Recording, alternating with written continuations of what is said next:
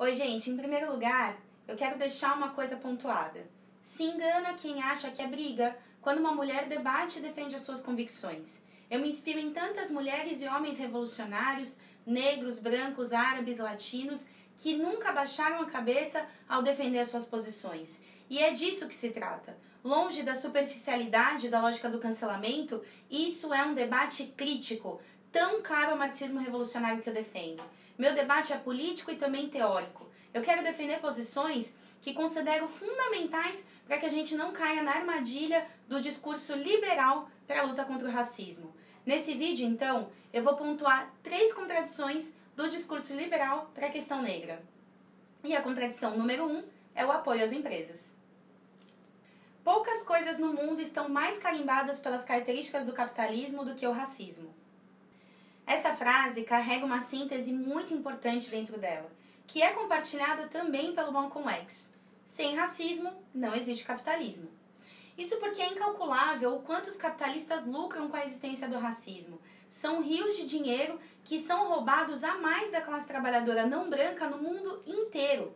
O que seria do lucro do patrão se árabes, muçulmanos, indianos, latinos, africanos, afrodescendentes, indígenas e todos os que vivem como migrantes fora do seu país de origem, o que seria do lucro do patrão se todas essas pessoas tivessem os mesmos direitos e os mesmos salários que os não brancos?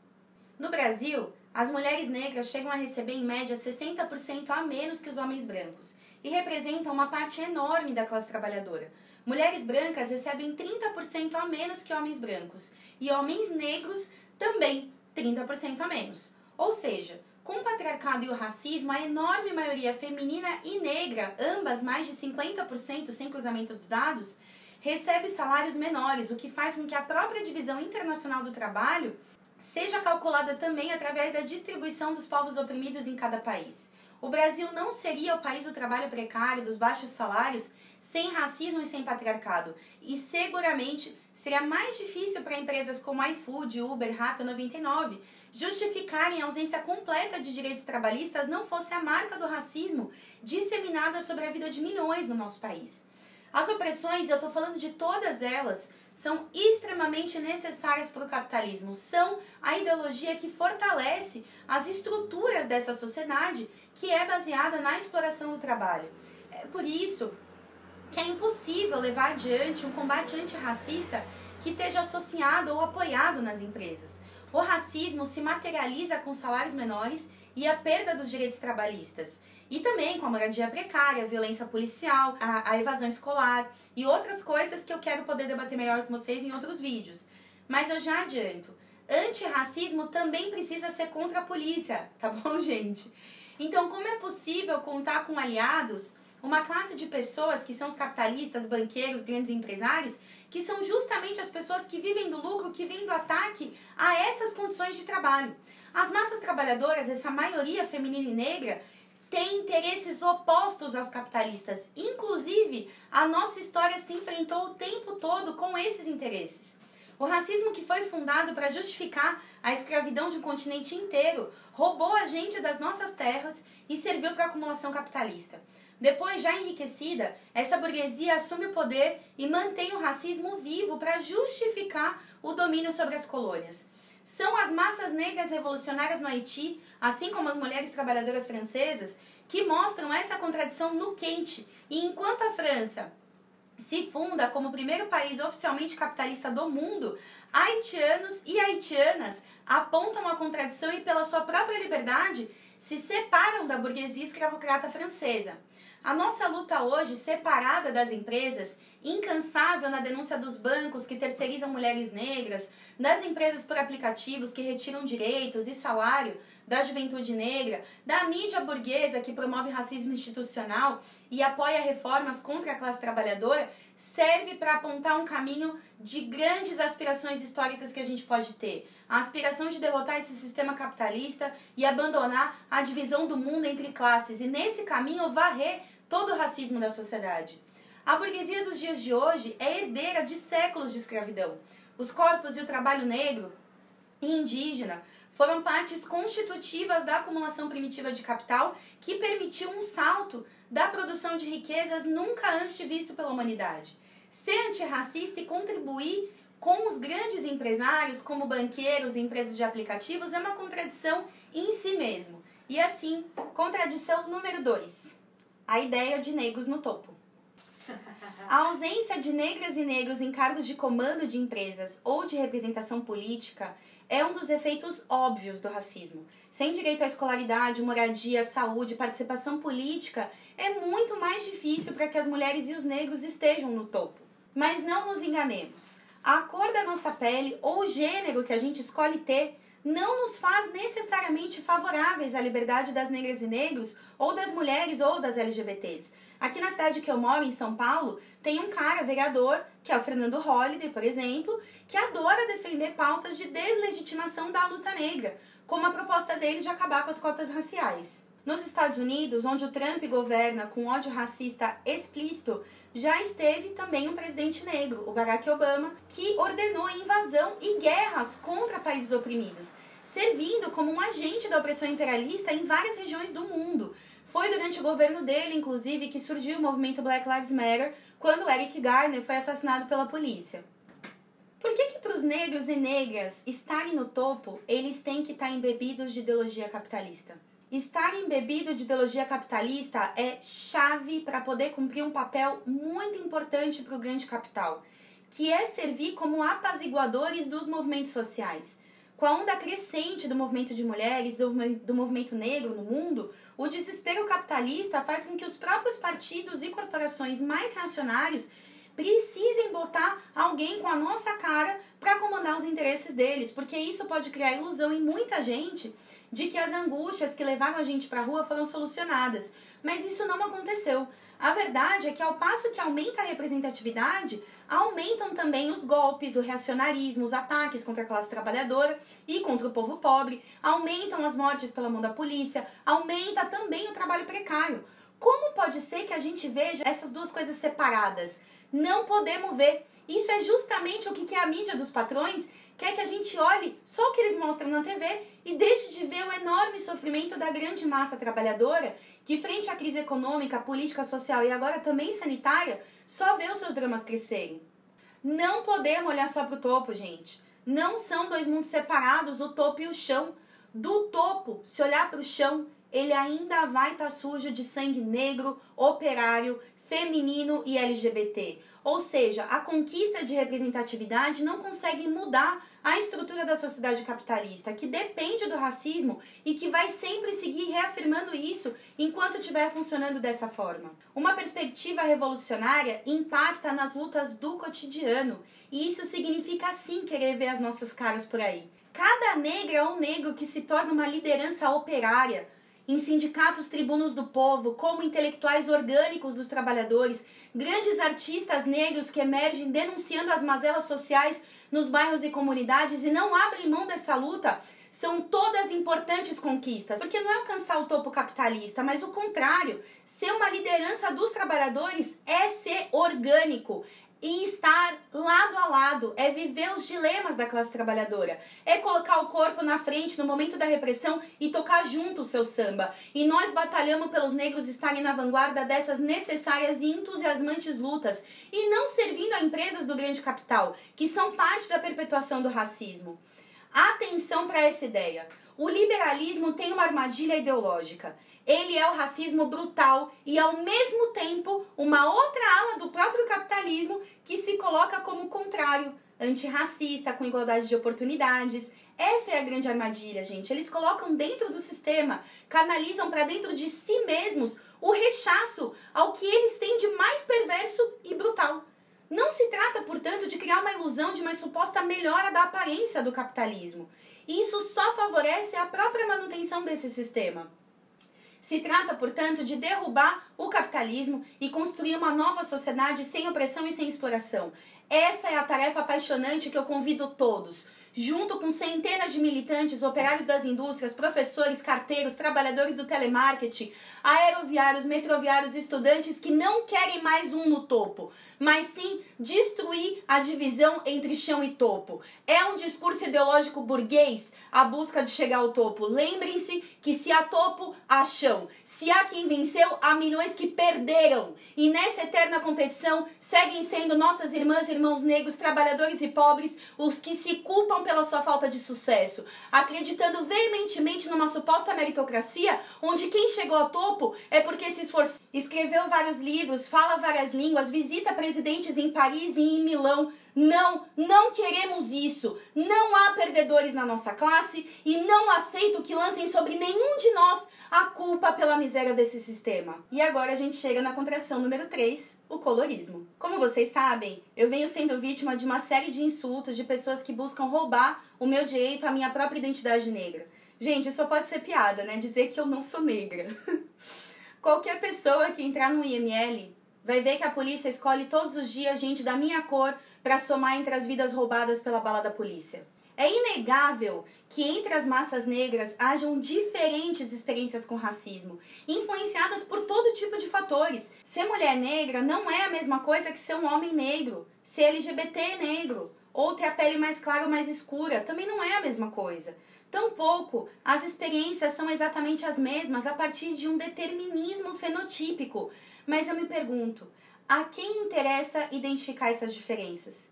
O que deve importar para nós é identificar a dor do outro, ouvir, sistematizar em propostas para a nossa luta e se embandeirar do programa de quem vive realidades diferentes da nossa, acrescentando e fortalecendo a nossa luta contra o sistema capitalista e todos os seus políticos, desde a direita asquerosa do Bolsonaro até o autoritarismo dos militares, dos juízes eleitos por ninguém, como o STF, e dos golpistas que tentam pagar de democratas, quando na verdade são articuladores dos grandes ataques que destroem as nossas vidas, como o Maia, com a reforma da Previdência, o Sérgio Moro e a Lava Jato, que abriram caminho para todos esses ataques. Por isso, não se trata de escolher um punhado de pessoas que são mais negras ou que são verdadeiramente negras para falar no nosso nome. Se trata de massificar uma luta contra o racismo que é vivido por pessoas com vários tons de pele e com várias experiências particulares. Organizar essa luta, unificar essa luta, respeitar cada pauta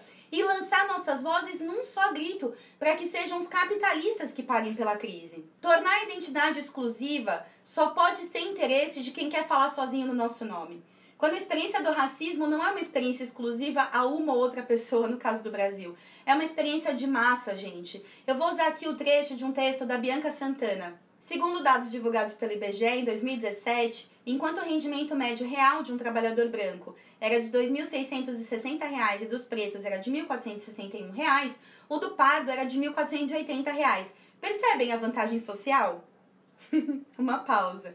A Bianca tá sendo bastante irônica, tá, gente? A vantagem social, no caso, seriam R$19, ou um saco de arroz nos preços dos dias de hoje. Continuo com a Bianca. Do mesmo modo, enquanto o desemprego entre brancos era de 9,5%, dentre os pretos era de 14,4% e dentre os pardos era de 14,1%. Eu sei que os dados cansam, eu apresento só mais alguns. Dentre as empregadas domésticas, 50% são pardas, as quais somam 40% do total de mulheres, 13% pretas, as que são 8% do total de mulheres, e 35% são brancas, 47% das mulheres.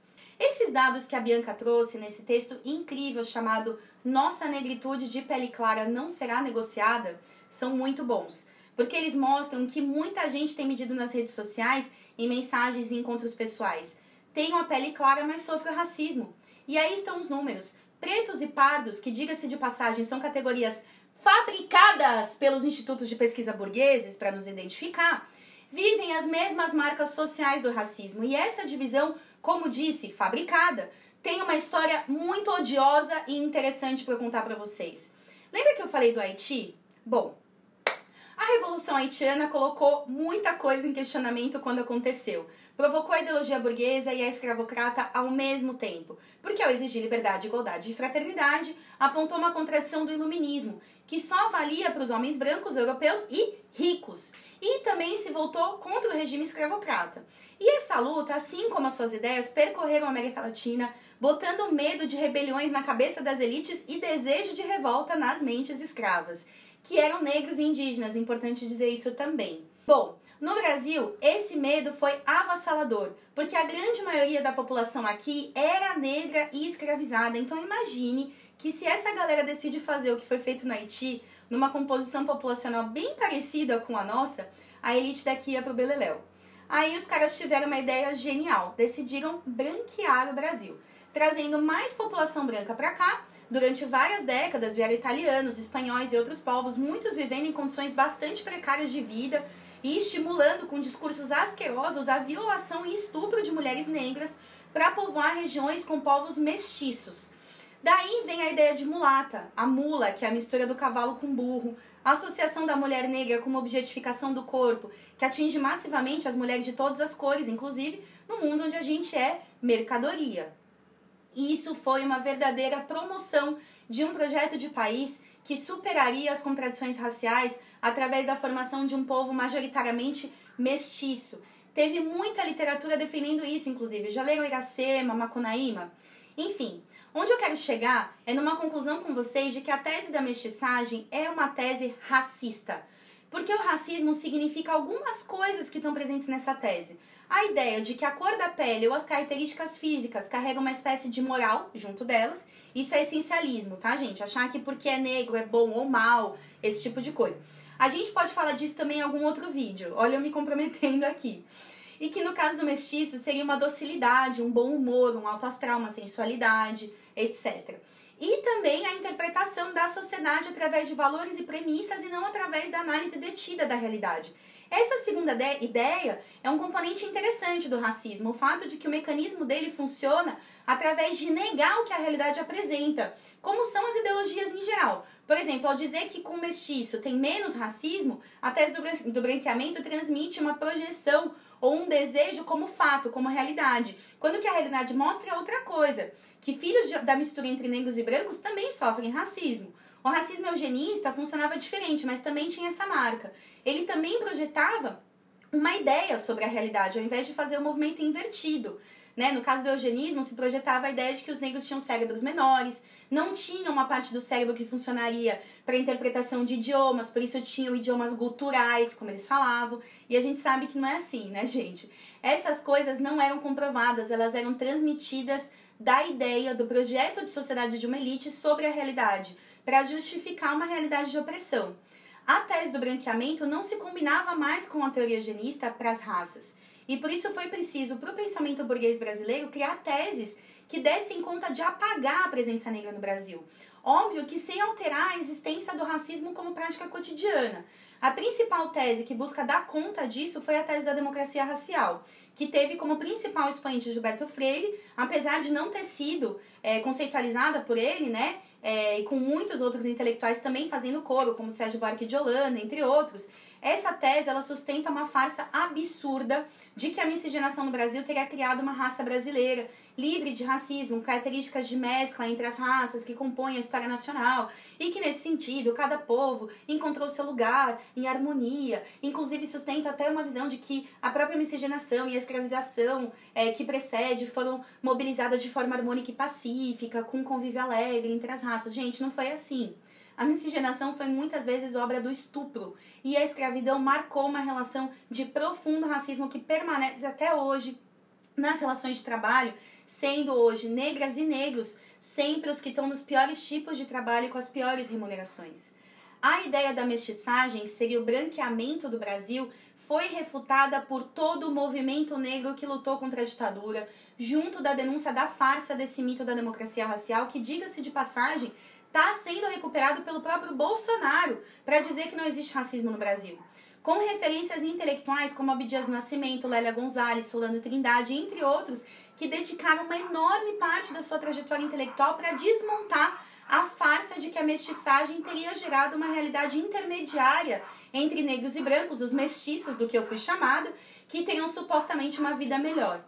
Nesse processo, as massas negras, que todos esses intelectuais reconheciam ser a soma do que as instituições do Estado chamavam de pretos e pardos, eram privadas da sua identidade racial, o que leva a um problema importante, que é a dificuldade de se opor a um inimigo, porque ele está invisível.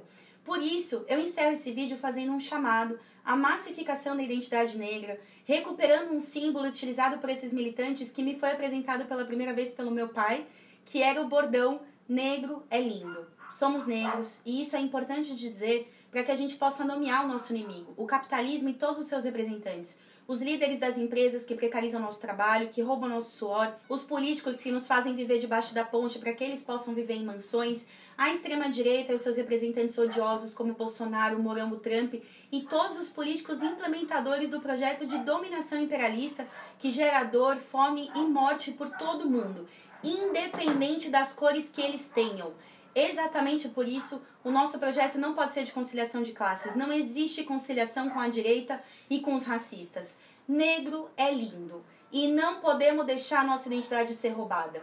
O direito à nossa identidade é também a recuperação da nossa trajetória de luta, o aprendizado com as nossas experiências do passado e a luta por uma nova vida, sem machismo, racismo ou homofobia. Uma vida que vale a pena ser vivida. E para isso, a nossa ferramenta não é o apoio às empresas ou a docilidade frente à hipocrisia capitalista, que nos dá uma cadeira ilustre na mídia ao mesmo tempo que nos deixa sem luz por dias no Amapá. A nossa ferramenta é o marxismo revolucionário, a única teoria-programa que atinge na raiz o problema do racismo e luta pelo fim de todo esse sistema miserável que é o capitalismo, de mãos dadas com todas as raças, etnias e gêneros, que sujeitos da história e conscientes das batalhas do presente compõem juntas a fileira pela destruição total de todas as opressões. Não importa como as pessoas se auto-intitulam, importante é o que elas fazem.